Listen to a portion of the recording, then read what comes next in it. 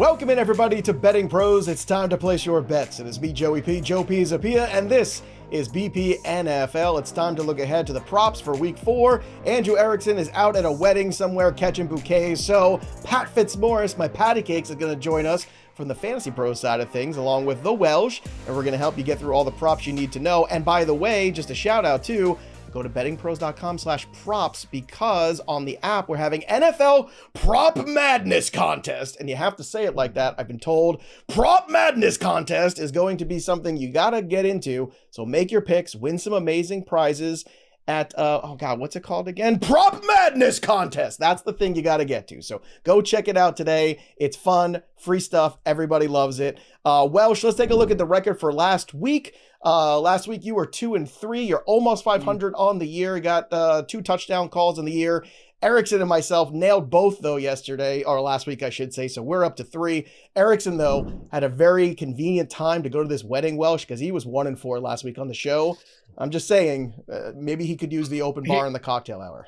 He had a rough one. He knew he had a rough one too. And also I just want to point out, he absolutely jinxed me in it. So mine, I was close on one, blah, blah, blah. It doesn't matter. I'm not happy with the day, but the biggest, most important thing was the ladder that I had. Yes. We did hit 2 sides of the ladder. So I think that's like a pseudo win. I'm not getting extra points or anything, but Erickson DMs me right before this, or right as the game is going on. CeeDee Lamb gets hurt. He's like, 1-4, you got this. You're going to smash this. You're due. It's going to happen. I was like, brother, don't do this. Don't jinx this. And guess what? Yep. There wasn't a catch after he said that up until Joe Milton came in and was able to get the last 2 legs. Absolutely put his bad juju on that bet, but we did get 2 legs. So I'm not super happy about it, but we're going to turn around this week. And yeah, very convenient.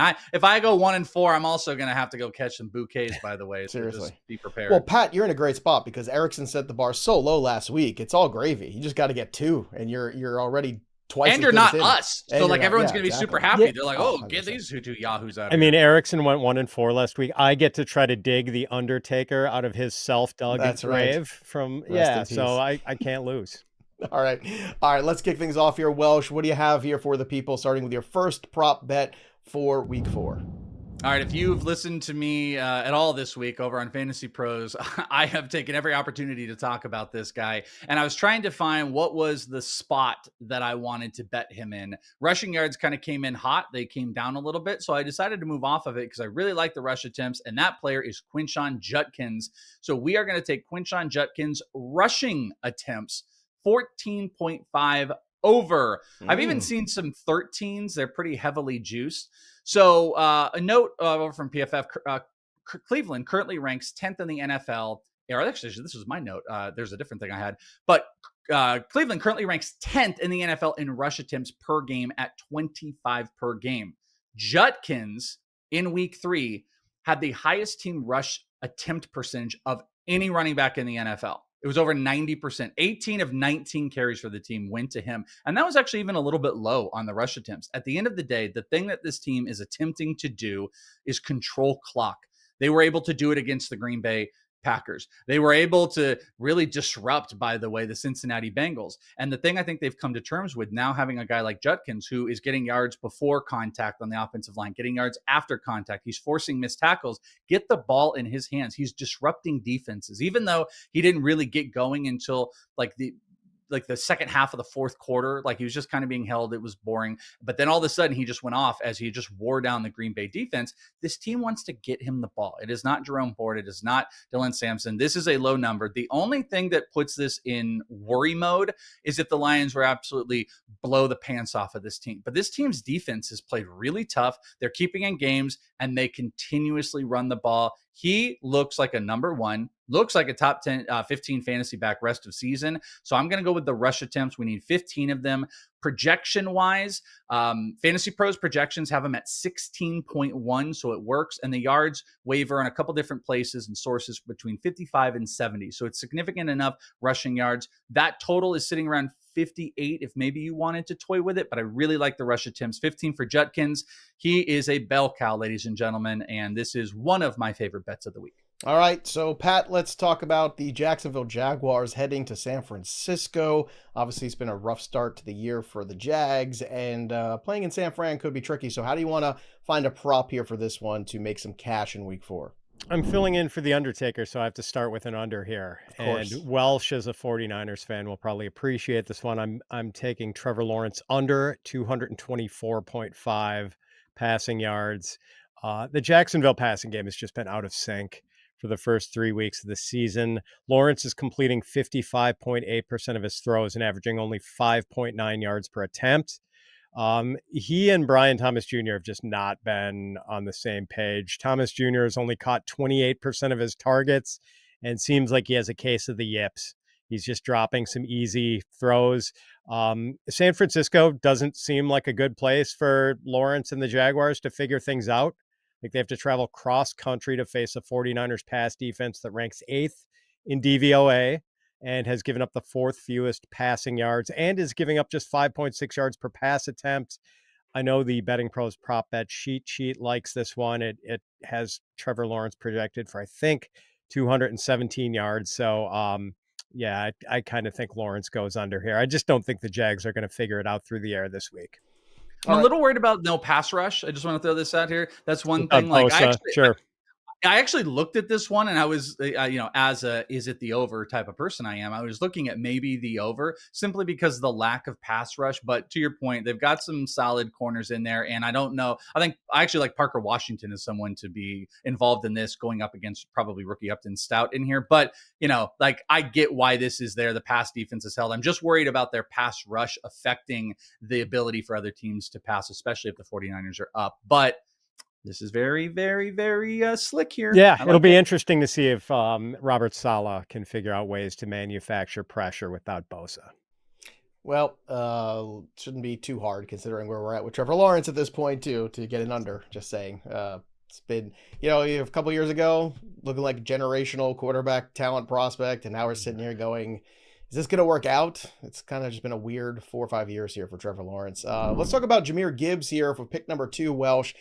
He has been an absolute monster. I bet his overs a couple weeks ago in great form. He cashed in that first touchdown for me as well. So good a couple weeks ago. I love the Lions at home. It's always an easy way to make some money. Receiving yards 25.5. I assume this is an over for you this week, even against a Cleveland Browns defense that's good, but not as good on the road.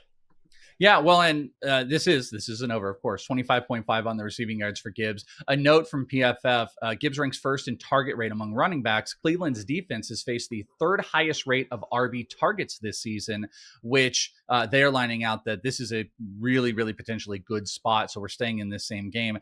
Gibbs and Montgomery are obviously just both forces to be reckoned with. But coming back to talking about that Cleveland defense, the Cleveland defense has been tougher, especially on the ground. So you have to get Gibbs involved. He has hit this prop already in 2 of 3 games this season. And last week, you had Jacobs put up 5 for 40 off of them. So, we've got an instance of a running back in the passing game doing some severe stuff. He's currently rocking the 3rd highest target percentage, and he is the 3rd highest first read percentage among running backs, around 16%. So this is really built around that, getting him in open space. Like, David Montgomery can be a pounder if the Browns do kind of keep this in as like a closer matchup and the running game isn't effective. Jahmyr Gibbs is used in the passing game. Now, he has not blown the doors off by making huge, big plays, but he gets the targets. So I'm going to jump back in with Jahmyr Gibbs. This is my biggest named player. He's got to get the rock, and I think it's going to be in the passing game, something that happens against Cleveland defenses. So 25.5 over on the receiving yards. And guess what? Our friends over at Hard Rock currently rocking the best line for this. So go and check them out today. And you can see that all on Betting Pros. That's where I found it. Hard Rock's got the best line. There you go. Also, by the way, speaking of best stuff, my best bet of the week, Pat, is the next one you're going to talk about. So I've already logged this in the Betting Pros app. Again, you can follow any of us on there and track our bets along with us, and you can fade us if you like, or you can go with us if you like. But J.K. Dobbins over 64.5 rushing yards. This is my best bet of the week. I'm just shocked if this one doesn't come to fruition, Pat. Yeah, Dobbins has topped this number in all 3 of the games he's played this season. He's averaging 13.7 carries and 74 rushing yards. and 5.4 yards per carry. Like, he's been really efficient. NFL Next Gen Stats credits Dobbins with 51 rushing yards over expected, which is 10th most in the league. And it's just such a good spot, Joe. Like, a home game against the Bengals, whose offense looks just completely broken. Broncos are 7.5-point favorites, and I think they're pretty good bets to cover that number. Should be a run-friendly game script for J.K. Dobbins and the Broncos. Cincinnati has given up 110.3 rushing yards per game to running backs. That's sixth most in the league. 4.5 yards per carry they've allowed. And we saw Minnesota's Jordan Mason just completely truck the Bengals last week. 16 carries for 116 yards. It's a great spot for Dobbins. Yeah, I agree. Game script goes his way. Everything does. Also, I want to shout out the sponsor of our show, Hard Rock Bet Sportsbook. This year, we want you to roll with Hard Rock Bet all season long. Sign up today at Hard Rock Bet, and you place your first bet of $5. If it wins, you'll score 150 in bonus bets on top of your winnings. That's just one more reason to check out the Hard Rock Bet app and see why it gets so many damn stars and such great ratings. And of course, here we are doing the games here for Sunday and Monday. So of course, you can always check out the cool streaks that they've got going on there. And the Stats Hub gives you lots of information. Things like Miami has won home games in the last 9 times against the Jets. Jalen Hurts has reached the end zone in 6 consecutive contacts. KC has won 10 straight home games against AFC opponents. All those things could factor into how you wager this week over on Hard Rock Bet. And you can also get profit boosts too for football parlays every single day through Monday, and then back around for college on Saturday as well. Profit boosts are there on Sunday games and Monday night too. And there's new promotions every single day. So no matter when you're listening to the pod, open up the app and check out what you've got any day of the week. Sign up today at Hard Rock Bet app and make your first deposit on Hard Rock Bet. All right, let's get to the next ones here. Welsh, one of my favorite guys in the sleeper category this season. I don't think people are sleeping on him anymore. It's Elic Ayomanor of the Tennessee Titans. Finally, that schedule is starting to loosen up just a tad here for the Titans. So let's talk about what he could do this week. And maybe the prop market's still sleeping a little bit on him. We are going receiving yards, taking the over, of course. 32.5 is the best number I was able to find out there. Currently rocks a 34.1% air yard share, which that ranks top 30 in the league. He's like right next to Jamison Williams and Quinton Johnston. You want to talk about unrealized yards. Around 100 yards receiving, 228 air yards. Ridiculous. I mean, he is in there for big plays. He's got an over 21% first read share and average 6 targets per game so far. Ratings, we've got the good rating from PFF put on. Texans are giving up around 200 yards passing per game. You've got the projections over on FP, have them over 40. You get Calvin Ridley getting first cornerback coverage in here. There's a lot of things that line up. You'd love to see him start going past it. The team's also got to be, good and better to start realizing those air yards that we're kind of citing. But at the end of the day, like, he makes these big catches, and they are targeting him more and more. He's a bigger piece of this offense, and he does it every single week. So, I toyed around and stared at receptions. A reception yard prop, I think 3.5 is really nice and juiced up if you think he's going to get a multitude of targets. But the receiving yards are just so low for a guy that, is the number 2 in the passing offense, but at times where Calvin Ridley disappears, he's kind of playing like a number 1, and him and Ward continuously start building up this connection. So I think if this smashes this week, you could start to see this line getting closer to 40. It's just his team not great, but this setup and this spot, I think, is a really good spot to jump in on Elic Ayomanor. So give me those receiving yards for my third prop. Pat, we discussed Jahmyr Gibbs earlier. I want to switch the gears to David Montgomery. Had a big run against the Ravens, which really kind of inflated his overall stats.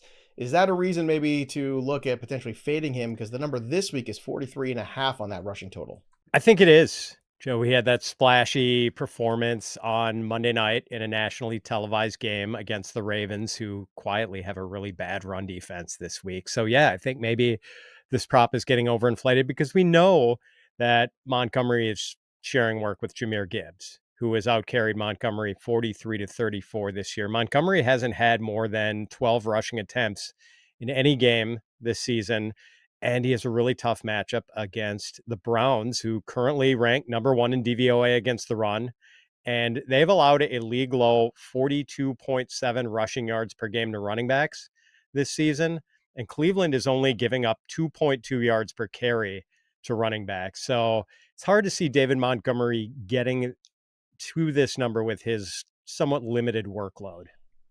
All right, so fading David Montgomery in true Undertaker style. I like that, Pat. Very good. Don't forget, everybody, too, if you need extra help with the props, prop bet cheat sheets there to support you. Bettingpros.com/props. Just download the app. Doesn't matter what you're betting, passing, rushing, receiving stats, any of them. It'll show you the best projections against the numbers and then where you can find the best lines only at Betting Pros. That's what the prop bet cheat sheet is. Don't be a tool. Use the tools, okay? Let's get to Daniel Jones, who's had a magical season, Welsh, so far. For number 4, the rushing yards, 22.5. We're going over or under?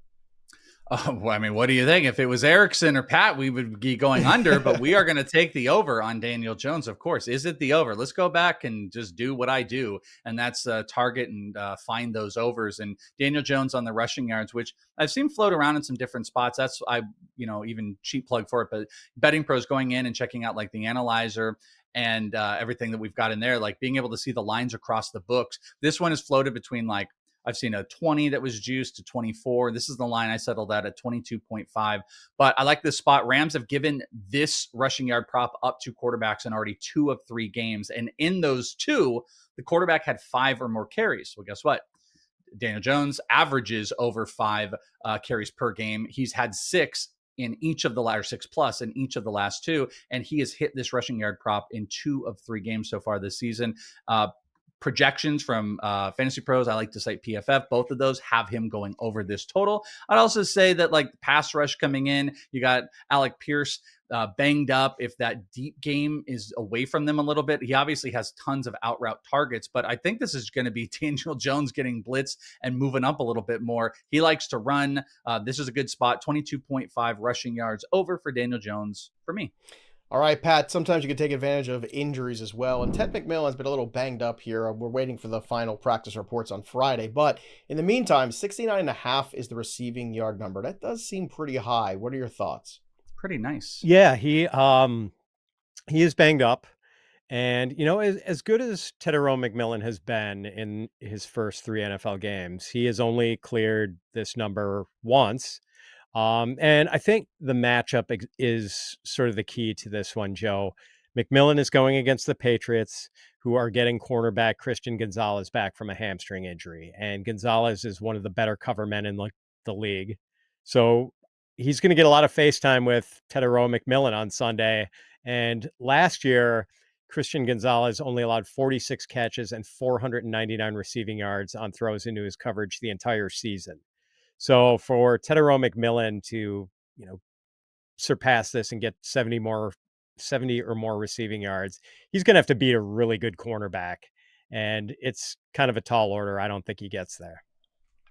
All right, so Ted McMillan possibly falling a little short this week. Welsh, we talked earlier about the disappointing last week Cowboy performance there from Pickens, a little bit under expectations. The CeeDee Lamb injury, and a lot of people I think are going to run to the George Pickens props, but I like the Jalen Tolbert stuff myself, and it looks like you do as well.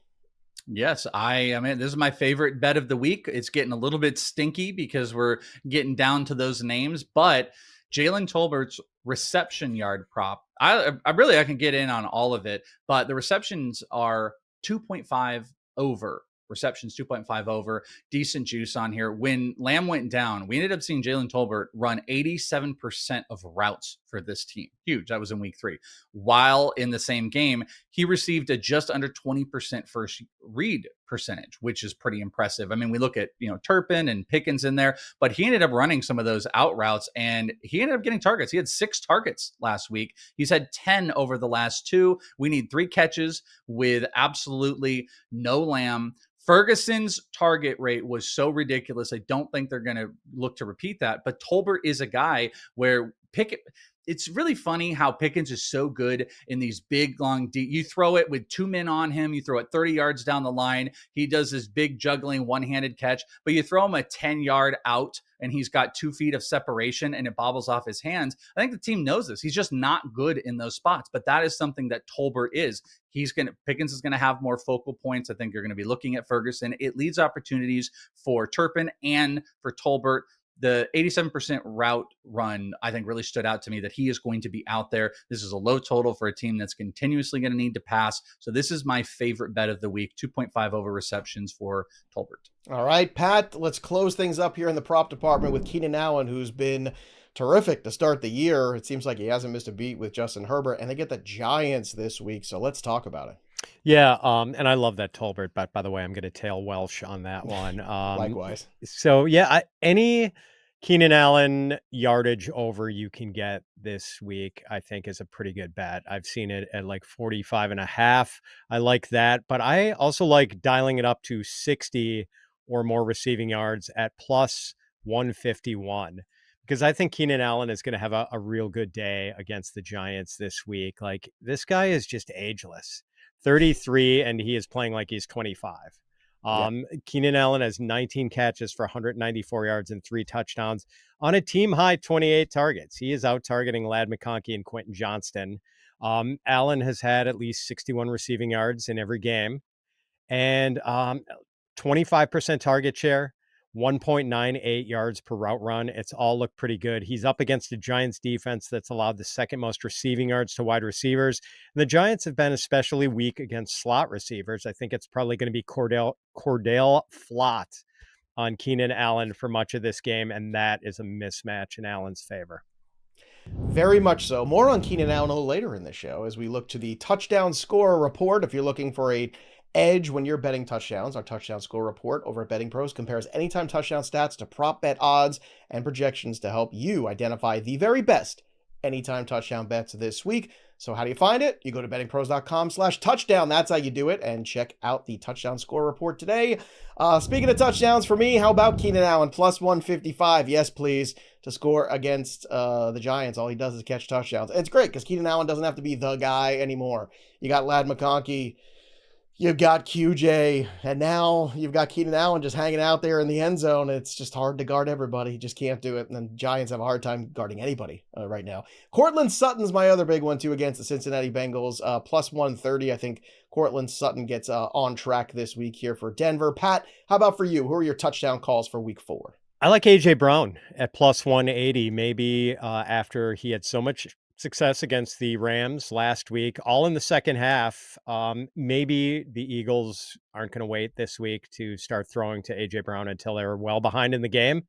And if so, this guy's just a human mismatch for people. So I like those odds. I think it's a really good price for an A.J. Brown touchdown.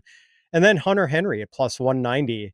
Quietly, I know in fantasy, he's leading all tight ends in fantasy scoring. Like, he is Drake May's favorite target right now. Those two have excellent chemistry, and Henry has a really good matchup against a Carolina Panthers defense that really gave it up to tight ends last year. I believe they allowed either the most or second most receiving yards to tight ends. This year, tight ends are continuing to smack around the Carolina Panthers. So Hunter Henry gets into the end zone plus 190. All right, Welsh, give me some touchdowns for week 4. Who is on the docket? I like some of yours, by the way. I just want to point out your Sutton one was one I almost picked. Keenan, I actually think Ladd is in a good spot as well for them. And I love the Hunter Henry one. That was one I almost took. I did stick with some tight ends, so we're going to go with a double tight end set, both at least 2-1 on the money. First, we're going to start with Pat's boy, Tucker Kraft. This matchup this week for the Packers going up against the Cowboys secondary, which is just, I don't know, one of the worst that we've seen. They haven't exactly gotten blown out the gates by tight ends, but they also haven't gone up against a team that uses a tight end like the Packers do with Tucker Kraft. They gave up a touchdown last week to, I believe it was Cole Kmet. And this week, Tucker Kraft against that secondary is going to get a touchdown. That is 2-1. And then I'm also going to go back to the well. I talked a lot last week about Carson Wentz and his tight end percentage, which, by the way, let's let's talk about that. I know it was 2018 to 2020 stats that people were like, huh? Well, guess what? The quarterback that targets tight ends the most targeted tight ends again. And he threw a touchdown to Oliver, and then he started throwing a bunch of passes to TJ Hockenson. So how about plus 280 this week for Hawk to score a touchdown? I'm jumping in on that one. Steelers have already given up 3 touchdowns to tight ends, and they gave up 2 last week. Wentz loves his touchdowns. No Oliver, all Hawk, almost 3-1. That's my touchdown calls. All right, what are your touchdown calls? Drop your comments below here in the YouTube channel. Don't forget also, subscribe to Hard Rock Bet. Download the app. Bet your first $5. You win. You get 150 in bonus bets and your winnings. You can throw it on some of these touchdowns we're calling right here. And of course, subscribe to the Betting Pros YouTube channel. Drop your comments below. We love having you here on the channel hanging out with us. We're trying to get to 100,000 this season. We could do it with your help. That'll do it for us. But the story of the game goes on for the Welsh and Pat Fitzmaurice as the fill-in today. Great job, Pat. We'll see you next time, kids. Enjoy week 4.